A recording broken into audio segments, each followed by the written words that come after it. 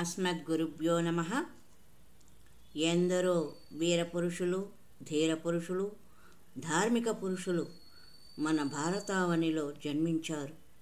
అటువంటి వారిలో మనము ప్రసిద్ధులైన భీష్మాచార్యుల వారి గురించి మహాభారతంలో ఆయన నిర్వహించిన అత్యద్భుత సాహస ఆధ్యాత్మిక వీరోచిత కృత్యముల గురించి విపులంగా తెలుసుకునే ప్రయత్నం చేద్దాం.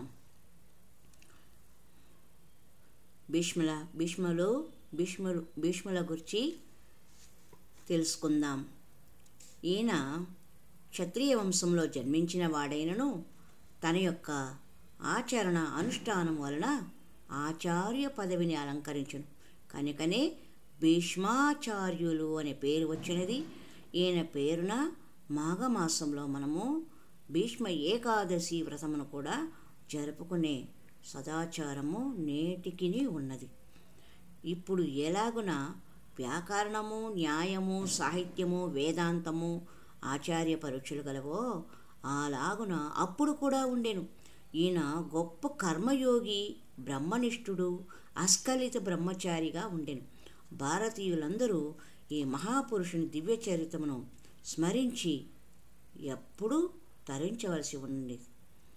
ఇట్టి శ్రేష్ఠ పురుషుడు మన భారతదేశంలో జన్మించడం మన యొక్క అదృష్టం.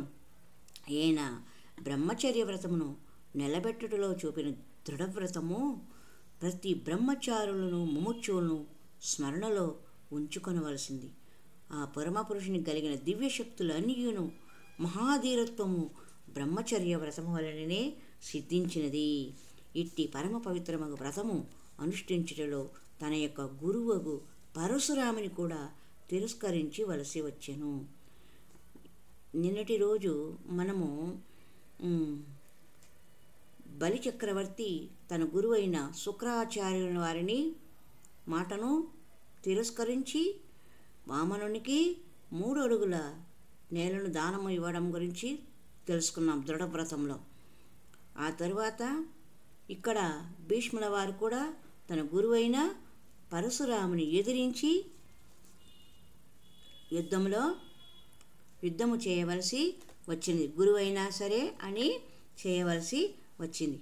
అంతేకాక తల్లి మాటను కూడా పక్కకు త్రోచి తాను పట్టిన దివ్యవ్రతమును ఎడనీయక చూచుకొనెను. ఇట్టి దానికే దృఢవ్రతము అని పేరు. సత్యవతి కోరింది తనకు వంశాభివృద్ధి కావాలని, భీష్ముల వారిని వివాహం చేసుకోమని. కానీ తాను తన తండ్రికి ఇచ్చిన మాట ప్రకారము ఆ జన్మ బ్రహ్మచారిగా ఉంటానని అలాగే ఉండిపోయాడు. ధర్మయుక్తమై ఆధ్యాత్మ జ్ఞాన సంరక్షణార్థమై లోకోద్ధారక విషయమై ఈశ్వర అనుగ్రహం కలుగజేసుకునే విషయమై అడ్డు తగిలినచో ఎవరైనా సరే మనకు భగవంతుని యొక్క సాక్షాత్కారము లభిస్తుంది అనుకున్నప్పుడు అప్పుడు ఆ అడ్డు తగిలిన వారు ఎవరైనా సరే, తల్లి అయినా సరే, తండ్రి అయినా సరే, గురువు అయినా సరే, వీళ్ళ వాక్యాలను మనము పక్కన పెట్టాలి. అయితే ఇది అతీత విషయముల యందు మాత్రమే చెల్లును. భౌతిక విషయాల మీద కాదండి. ఆధ్యాత్మిక విషయాల పట్ల మాత్రము తల్లి చెప్పినా వినకూడదు, తండ్రి చెప్పినా వినకూడదు, ఇంకా గురువు చెప్పినా వినకూడదు అని గుర్తుంచుకోండి. అట్లు కాని విషయము అన్నింటి యందు మాతాపితృ గురువుల వాక్యములను శిరసావించవలను. ఆ ఆధ్యాత్మిక విషయములు తప్ప మిగిలిన విషయాలు అన్నింటినీ గురువు మాట వినాలి, తల్లి మాట వినాలి, తండ్రి మాట వినాలి. భౌతిక విషయాలు తల్లిని సేవించు, తండ్రిని సేవించు, పెద్దలను గౌరవించు, లేదా పరులకు దానము చేయము, లేదా పరుల హితము కోరుము, ఇలాంటి మాటలు చెప్పినప్పుడు తల్లి మాట వినాలి, తండ్రి మాట వినాలి, గురువు మాట వినాలి. కానీ భగవద్ విషయములలో మాత్రము మన ఆత్మకు జ్ఞాన సంపార్జన విషయంలో, ఆత్మానుభూతిని కలుగజేసే విషయంలో మాత్రము మనము ఈ ముగ్గురి మాట విననవసరం లేదు అని దృఢవ్రతంలో చెప్పబడింది. ఆ ప్రకారమే భీష్మాచార్యుల వారు తన తల్లి మాటను అతిక్రమించాడు, తన గురువైన పరశురాముని మాట కూడా అతిక్రమించారు. భీష్మాచార్యుల గురించి ఆది పర్వము మహాభారతంలోని ఆది పర్వము చతుర్థ ఆశ్వాసంలో తెలుపబడినది. అత్యంత శోకార్ణవమున మునిగిన తల్లివి నీవు మరదండ్రులను ఆశ్వాసించి అరాజకంబైన రాజ్యంబు పకలంబుగా ప్రతిపాలించుచున్న కొడుకును అఖిల ధర్మవిధు గాంగేయం చూచి సత్యవతి ఇట్లనియే. ఆదిపర్వము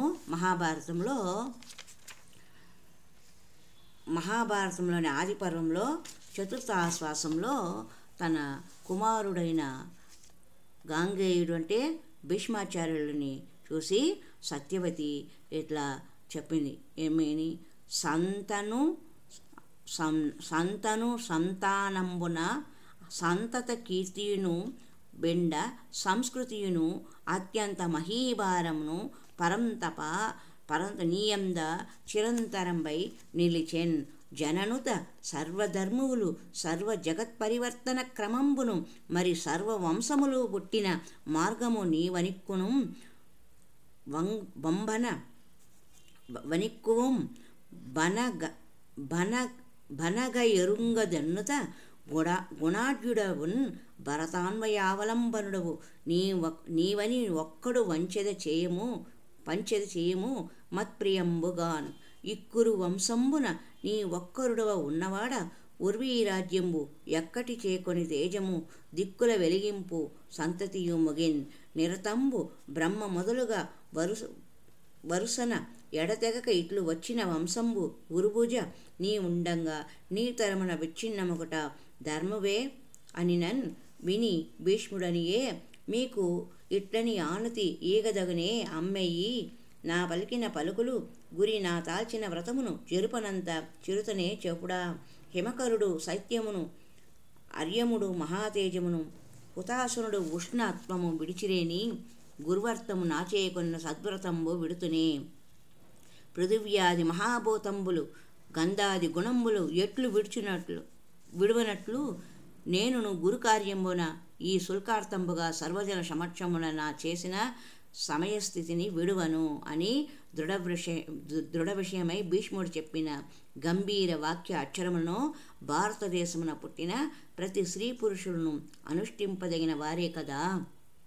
చంద్రుడు చల్లదనమును విడిచియు సూర్యుడు ప్రకాశమును అగ్ని ఉష్ణమును విడిచియు ఏలాగన ఉండజాలరో అలాగున వ్రతనిష్ఠుడు తన నియమమును విడిచి జీవింపజాలని భీష్ముడు తల్లితో చెప్పి, మరియు గంధమును విడిచి పృథివీ ఎట్లు ఉండదో, రసమును ఉపేక్షించి బలము ఏలాగన నిలవదో, ఉష్ణమును ఉపేక్షించి అగ్ని ఏలాగన ఉండదో, స్పర్శను ఉపేక్షించి వాయువు ఏలాగన నిలవదో, శబ్దమును త్యజించి ఆకాశం ఏలాగన ఉండదో అలాగన దృఢవ్రతుడు నిశ్చయాత్మకముకు తన వ్రతమును ప్రత్యజించి జీవింపజాలడు.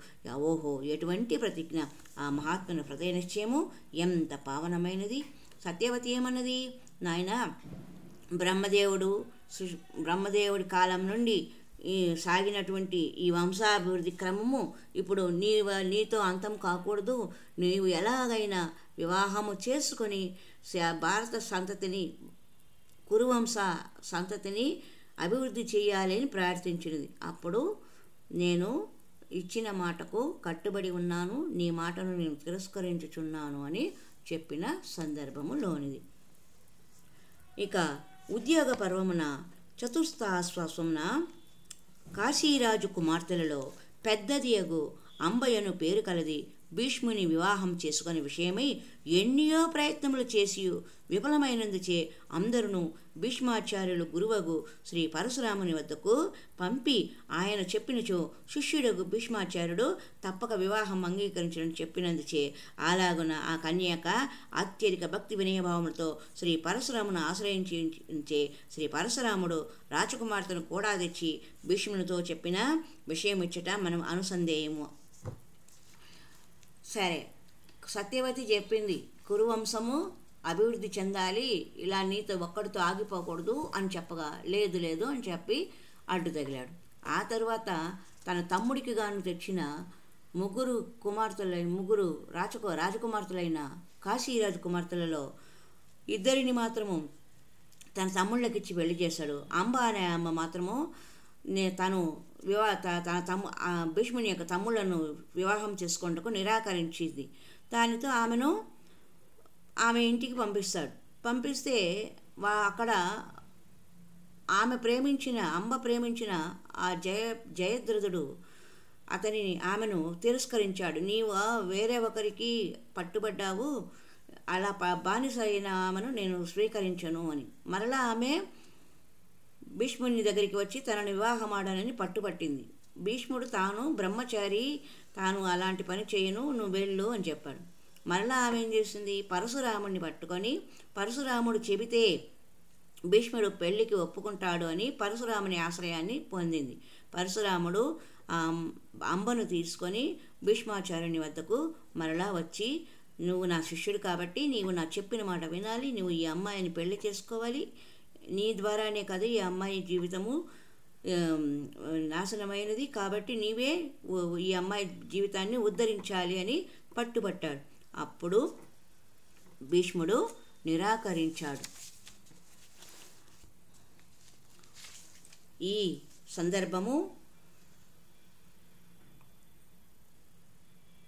ఉద్యోగ పర్వంలో చతుర్థ ఆశ్వాసము అని పలికి పరశురాముడు జనుదెంచును మునిజనంబు సమ్మదమునదో జనుదేర కురుక్షేత్రంబునకు ఉద్దతి కాశీరాజ పుత్రిం గొనుచున్ వచ్చి సరస్వతీ తీరంబున విడిచి తన రాక నాకెరింగించిన నేను ఋత్విక్సుర పురోహిత ప్రభృతి విశిష్ట బ్రాహ్మణ సమేతముగా పూజా ద్రవ్యంబులం కొని తత్ప్రదేశమున కరిగి ఆ మహాత్ముడును మదీయ భక్తి వినయ సంభ్రమమును సంప్రీతిగా అభినందించి అర్చనలు గైకొని కాశీరాజు కన్యకం చూపి నాతో ఇట్లనియే,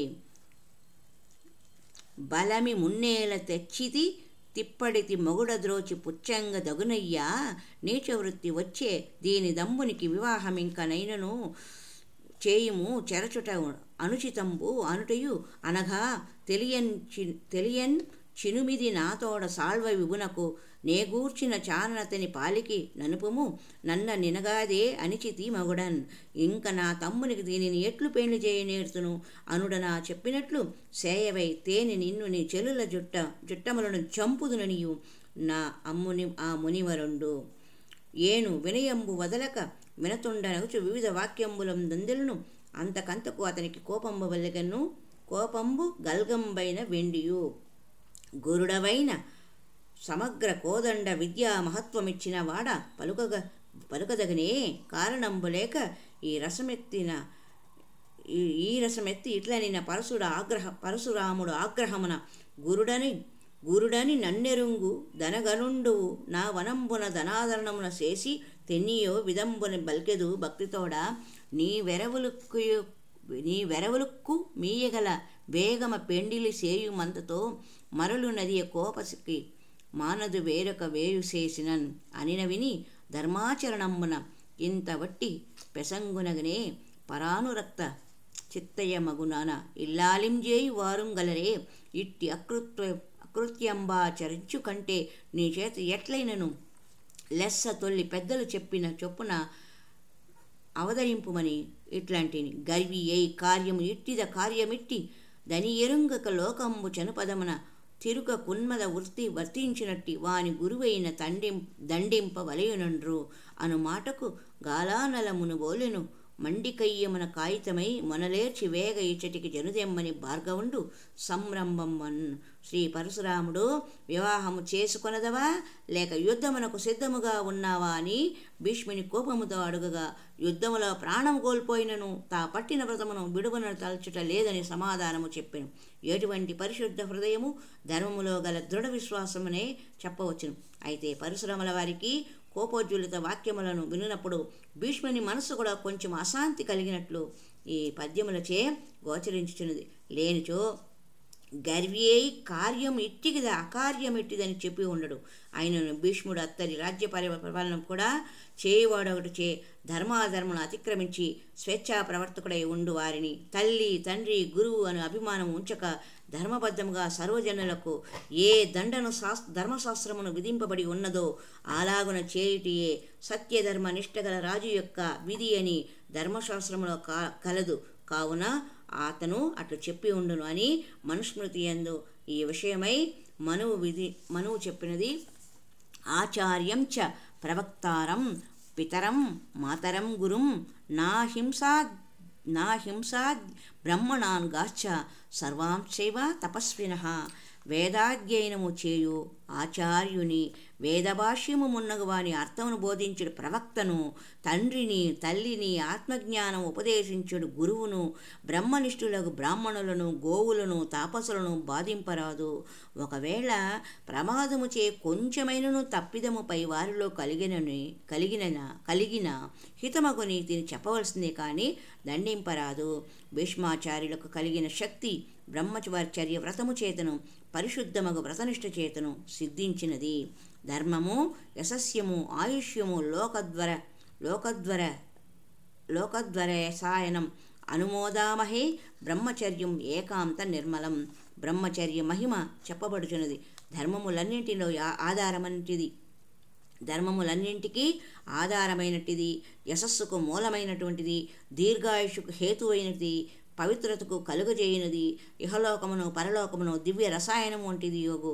దేహశుద్ధికి ఆత్మశుద్ధికి కారణముకు బ్రహ్మచర్యము బ్రహ్మ సాక్షాత్కార జ్ఞానమునకు ఆధారమై ఉన్నదని తెలుసుకొనవలెను. బ్రహ్మచర్యమునకు ఇట్టి మహిమ గలదని మనువు ఉపదేశించును. అభివృద్ధ్య అమర్యాద భవంతి విగతాశయ నియతిం నా విముంచంతి మహాంతో భాస్కరాయవ. మహనీయులు ఎంత మహిమ గలవారైనను తమ నీతిని అతిక్రమించి ఏ కార్యమును చేయరు. ఎట్లనగా సముద్రము అతి మహిమగలదైనను తన హద్దు లోపలే నిలుచునే కాని కట్టుదాటి భూమిని ముంచుటలేదు. అలాగున సూర్య చంద్ర బృహస్పతులు మొదలగు గ్రహములు కూడా మహాప్రభావం కలవైనను తమ యొక్క జ్యోతిశ్చక్ర రేఖ నుండి తొలగొటలేదు. ఈలాగున మహాయోగ శక్తి గాని తపశ్శక్తి గాని కలిగిన మహాత్ములైనను తమ ధర్మమును అతిక్రమించి ఏ కార్యమును చేయరు.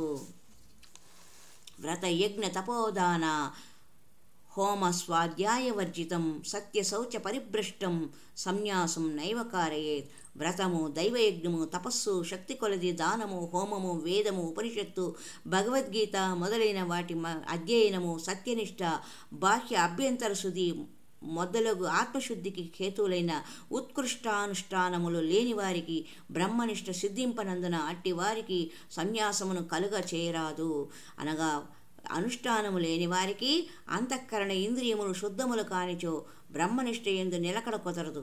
అయితే వ్రతము, స్వాధ్యాయము, తపస్సులు మితముగా ఉండవలసినదే కాని శరీరమును మిక్కిలి శుష్కింపచేయులాగున ఉండరాదు. ఎందుకనగా కొన్ని దారుణములు ఔషధములు రోగమును రహితము చేయ శక్తి కలవనెను. శరీర బలమునకు నిర్వహించే శక్తి లేని ఔషధమనచు అది రోగమును రహితమనర్చుటకు ముందుగా శరీరమును రహితము చేయును. అలాంటి మూర్ఖత్వము అవివేక స్వభావము ఉండరాదు. కనుకనే ఈ విషయమై శాస్త్రము భయం క్రోధం మదాలస్య మతి స్వప్నాది జాగరం అత్యాహార మనాహారం నిత్యం యోగి విసర్జయేత్. భయము, కోపము, సోమరితనము, ఎక్కువ నిద్ర, అతి జాగరణము, మితిమీరిన భోజనము, నిరాహారం మొదలగునవి ధ్యాననిష్ఠులచే విసర్జింపబడినవి అని చెప్పబడినది. బ్రహ్మచర్య వ్రతము అత్యంత దృఢమైనది, దృఢ సంకల్పంతో కూడినది. దీనిని భీష్మాచార్యుల వారు అనుష్ఠించి లోకహితము కొరకు ఆజన్మ బ్రహ్మచారిగా ఉండి అందరికీ ఆదర్శప్రాయులుగా నిలిచారు. సత్యవతి చెప్పినను, పరశురాముడు చెప్పినను వినక ఆజన్మ బ్రహ్మచారి వ్రతమును తన తండ్రికి ఇచ్చిన మాట ప్రకారము ఆయన అలాగా ఉండిపోయాడు. హరి ఓం తత్సత్.